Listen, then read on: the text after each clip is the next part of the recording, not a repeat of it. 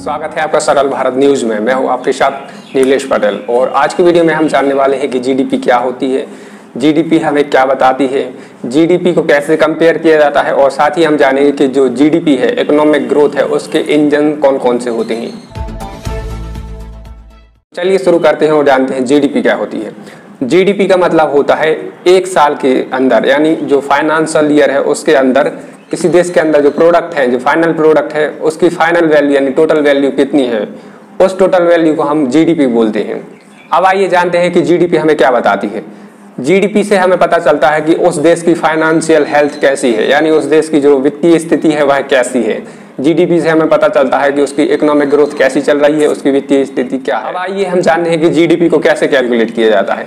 GDP को calculate करने का आसान तरीका है जो वह है जीबीए, यानी gross value added. Gross value added का मतलब होता है कि जो प्रोडक्ट है उसमें कितने रुपए इन टर्म ऑफ मनी, यानी कितने रुपए या मनी एडेड हुए हैं। इसे आप ऐसे समझ सकते हैं। मान लीजिए जो अभी का फाइनेंशियल ईयर है उसमें मान लीजिए 100 रुपए का जीबीए निकला, मान लीजिए अभी 100 रुपए का जीबीए कैलकुलेट हुआ और अगले साल यदि वह जीबीए 110 रुपए हो जाता है तो उसमें कितने परसेंट की ग्रोथ हुई? 10% की ग्रोथ हुई।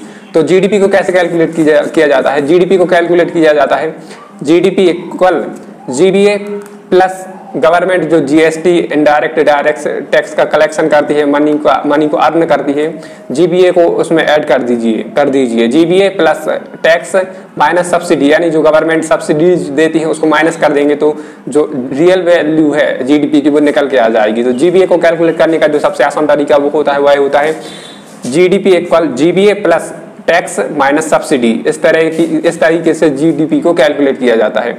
और जीडीपी से, जैसा कि मैंने आपको बताया कि जीडीपी से हमें पता चलता है कि उस देश की फाइनेंशियल हेल्थ कैसी। अब मैं आपको बताता हूं कि जो जीडीपी है उसको कैसे कंपेयर किया जाता है। आखिर हमें कैसे पता चलता है कि जीडीपी में कितने परसेंट की ग्रोथ हुई, कितने परसेंट का शॉर्टफॉल हुआ। तो जीडीपी को ईयर ऑन ईयर बेस पर कंपेयर किया जाता है और क्वार्टर ऑन क्वार्टर बेस पर कंपेयर किया जाता है। जैसे अभी का जो Q1 है, क्वार्टर 1 है फाइनेंशियल ईयर 21 का, तो इसको कंपेयर किया जाएगा FY20 के Q1 से। जैसा कि सभी को पता है कि जो फाइनेंशियल ईयर 2020 था उसमें जो मार्च से ही कोविड-19 की वजह से पूरे देश में नेशन वाइड लॉकडाउन हो गया था, तो उसकी वजह से जो क्वार्टर 1 था फाइनेंशियल ईयर 20 का, उसमें 20.4% का नेगेटिव ग्रोथ देखने को मिला था उस क्वार्टर में। और अभी भी जो फाइनेंशियल ईयर 21 है उसमें भी कोविड-19 की जो सेकेंड वेव आई उसमें भी देश में लॉकडाउन हुआ, लेकिन इस बार का जो लॉकडाउन था वह नेशन वाइड यानी सेंटर के द्वारा लॉकडाउन नहीं लगाया गया था। इस बार स्टेट के ऊपर छोड़ दिया गया था कि वो अपने राज्य में अपने हिसाब से लॉकडाउन लगाए।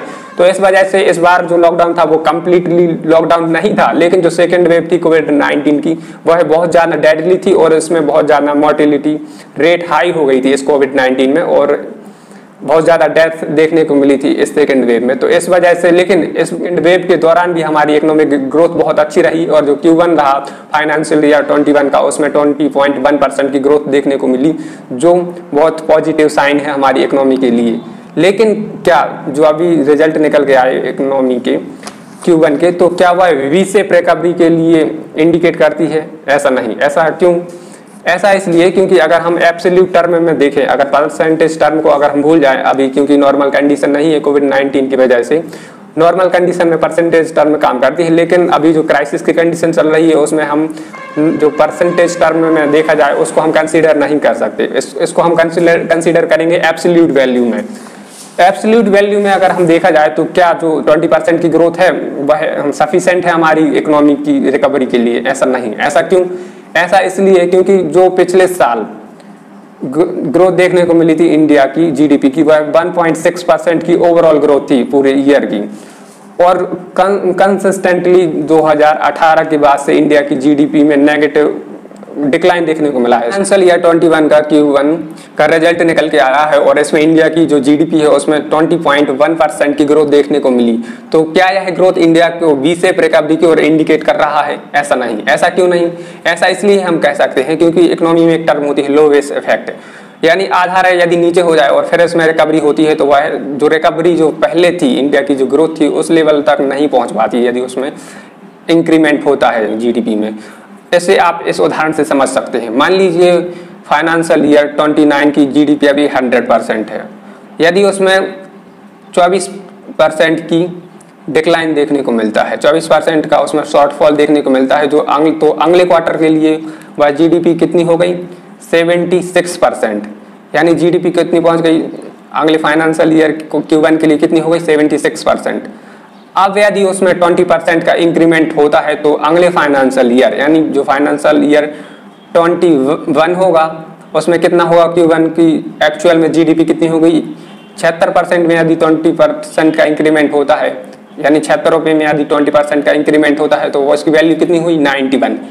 यानी जो फाइनल जीडीपी थी 2019 की जीडीपी की वह 100 थी, और जो 2021 की जीडीपी है उसकी जो Q1 की जो जीडीपी निकल के आई वो कितनी निकल के आई, यदि उसमें 20% का इंक्रीमेंट हुआ तो उसकी वैल्यू निकल के आई कितनी 91। तो अभी भी जो एक्चुअल जीडीपी थी 100 रुपये 2019 में Q1 में, तो उससे कितनी 9 रुपये अभी भी कम है। तो लो बेस इफेक्ट यह होता है जो आपको मैंने अभी इस उदाहरण से समझाया कि एक्चुअली में एब्सोल्यूट वैल्यू में जो जीडीपी है उसमें कितने % का इंक्रीमेंट हुआ, उसमें इंक्रीमेंट नहीं हुआ। पिछले 2 साल में जो मैंने अभी आपको उदाहरण बताया इसमें पिछले दो सालों में एक्चुअल में 9 रुपये का डिक्लाइन देखने को मिला जीडीपी में। तो ठीक वैसे ही अभी की जो रिकवरी देखने को मिली है Q1 की उसमें 20.1% की तो ग्रोथ देखने को मिली, लेकिन जो पिछले साल लॉकडाउन की वजह से जो इकोनॉमी में डिक्लाइन देखने को मिला था वह कितना था 20.4% का शॉर्टफॉल देखने को मिला था। और वहीं जो जीबीए है